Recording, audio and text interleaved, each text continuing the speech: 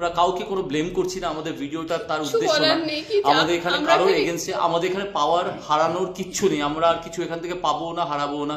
Just আমরা এগিয়ে যেতে পারতাম না যদি, যেটা আমাদের দুজনকে মিথ্যে সবাই ভাবছে আমাদের কথা, সব মানে আমাদেরকে ভুল ভাবছে, সেই জন্য আমরা সেই পয়েন্টসগুলো আমরা তুলে ধরেছি প্রত্যেকটা ভিডিওতে, আমরা প্রমাণ সমেত আমরা সেই জিনিসগুলো দেখিয়েছি, যেটা আপনারা কেউ জানেন না। এই যে আমার অবাক লাগলো, এতদিন ধরে এত কথা, এত কিছু নিউজ, কেউ আমাদের থেকে কেউ জানতে চায়নি, কেউ আমাদের জিজ্ঞেসও করেনি, কেউ আমাদের কাছে আসেননি, কেউ জানতেন না, আপনারা বাড়ির লোক ছাড়া কেউ জানতেন না। তারপরে সবাই নিজের মতো করে গল্প ভেবে নিয়েছেন, স্পেকুলেট করেছেন, নিজের মতো সব গল্প ছড়িয়েছেন, তাই জন্য আজকে আমাদের আশা।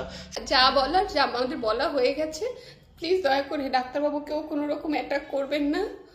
উনি নিশ্চয়ই জ্ঞানী গুণী মানুষ, ওনাকে কিছু বলবেন না। আমরা সত্যি জানতাম না ওনার হাই সুগার, ইনসুলিন নেন, সত্যি জানতাম না, বলবেন না।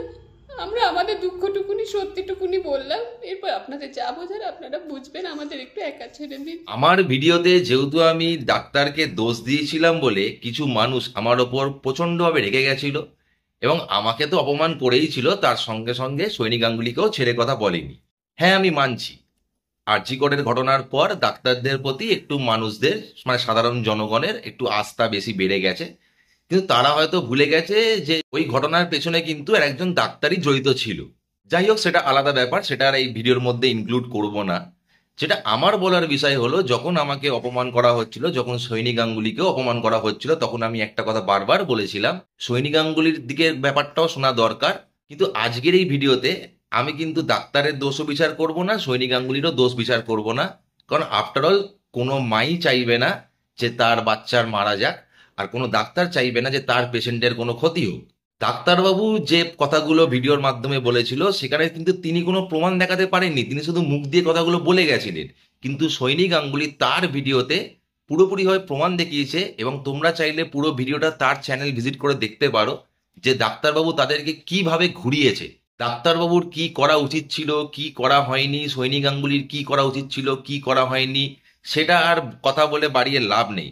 কিন্তু যেটা আমার বলার বিষয়, এই যে কিছু মানুষের বক্তব্য ছিল যে সৈনী গাঙ্গুলি রিলস বানিয়েছে, প্রেগনেন্সি নিয়ে এত এক্সাইটমেন্ট দেখিয়েছে, যার জন্য নাকি নজর লেগে গেছে, এই যে কথাগুলো যে তারা বারবার বলেছে, সৈনী গাঙ্গুলির খারাপ সময়েও তারা সেম কন্টিনিউয়াস ব্যাপারগুলো বলে। আবার কিছু মানুষ এটাও বলে আগেকার দিনে রীতি নিবাসগুলো মেনে চলা উচিত, তাহলে বাচ্চা ঠিকঠাক ভাবে হয়। এই সব কথাগুলো যেমন বলেছে না, সত্যি কথা আমার গায়ের রক্তগুলো গরম হয়ে যাচ্ছিল, কিন্তু আমি চুপ করেছিলাম যতক্ষণ না পর্যন্ত সৈনী গাঙ্গুলি কোনো ভিডিও করে তার দিকের কথাটা বলছে।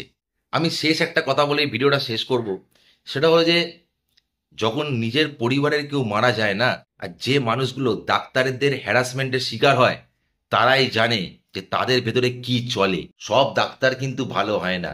আমি আমার নিজের বাবাকে ডাক্তারের গাফিলতির জন্য হারিয়েছিলাম, আর সৈনী গাঙ্গুলি তো নিজের সদ্যজাত বাচ্চাকে হারিয়েছে। তাহলে ভাবো তার ভেতরে কি যাচ্ছে, আর তোমরা কি করছো একবার ভাবো।